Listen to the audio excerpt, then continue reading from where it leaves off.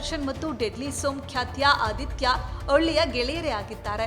ಇವರ ಹೈಟ್ ಕೂಡ ಹೆಚ್ಚು ಕಡಿಮೆ ಸೇಮ್ ಇದೆ. ಸ್ನೇಹನ ಪ್ರೀತಿನ ಅನ್ನುವ ಚಿತ್ರವನ್ನ ಇವರು ಮಾಡಿದ್ರು. ಹಿಂದಿಯ ಇಸ್ಕ್ ಚಿತ್ರದ ಕನ್ನಡ ರಿಮೇಕ್ ಚಿತ್ರ ಇದಾಗಿತ್ತು. ಈ ಚಿತ್ರದಲ್ಲಿ ಇವರು ಚೆನ್ನಾಗಿಯೇ ಕೆಲಸ ಮಾಡಿದ್ರು. ಹಾಗೆ ಇವರು ಚಕ್ರವರ್ತಿ ಚಿತ್ರದಲ್ಲಿ ಕೆಲಸ ಮಾಡಿದ್ದಾರೆ.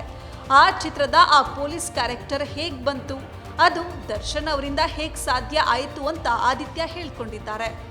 ಆದಿತ್ಯ ಈ ಬಗ್ಗೆ ಹೇಳಿರೋ ಇನ್ನೂ ಕೆಲವು ಇಂಟ್ರೆಸ್ಟಿಂಗ್ ವಿಷಯಗಳು ಇಲ್ಲಿದೆ ನೋಡಿ.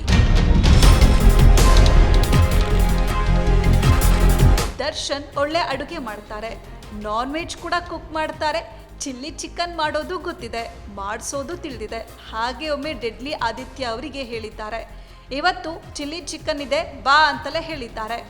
ಆದಿತ್ಯ ನೇರವಾಗಿ ಜಗ್ಗುದಾದ ಹಾಡಿನ ಶೂಟಿಂಗ್ ಜಾಗಕ್ಕೆ ಹೋಗಿದ್ದಾರೆ. ಇಂತಹ ಒಂದು ಕಥೆ ಇದೆ, ಅದನ್ನ ಒಮ್ಮೆ ಕೇಳು, ಅದನ್ನ ಮಾಡೋದು ಬಿಡೋದು ನಿನಗೆ ಬಿಟ್ಟಿರೋದು ಅಂತಲೂ ದರ್ಶನ್ ಹೇಳಿದ್ದಾರೆ.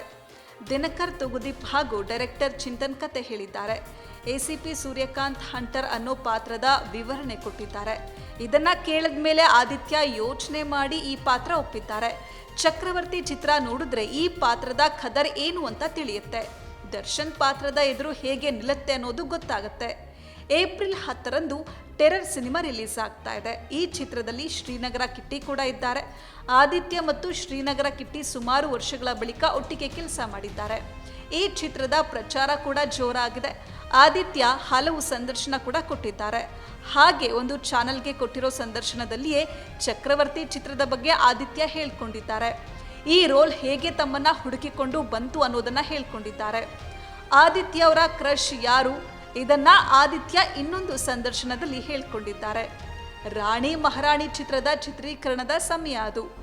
ಆಗ ನಾನು ಇನ್ನು ಚಿಕ್ಕವನು, ರಜೆ ಅಂತ ಮೈಸೂರಿಗೆ ಅಜ್ಜಿ ಮನೆಗೆ ಹೋಗಿದ್ದೆ. ಹಾಗೆ ಎಲ್ಲರೂ ಒಟ್ಟಿಗೆ ಕೇರ ಮಾಡ್ತಾ ಇದ್ವು. ಮಾಲಾಶ್ರೀ ಅವರು ಎದುರಿಗೆ ಬಂದರು. ಅವರನ್ನ ಲೈವ್ ಆಗಿಯೇ ನೋಡಿ ನಾನು ದಂಗಾಗಿ ಹೋಗಿದ್ದೆ. ಅವರು ನಾನು ಇಷ್ಟಪಡುವ ಕನ್ನಡದ ನಟಿ ಅಂತ ಆದಿತ್ಯ ಹೇಳ್ಕೊಂಡಿದ್ದಾರೆ.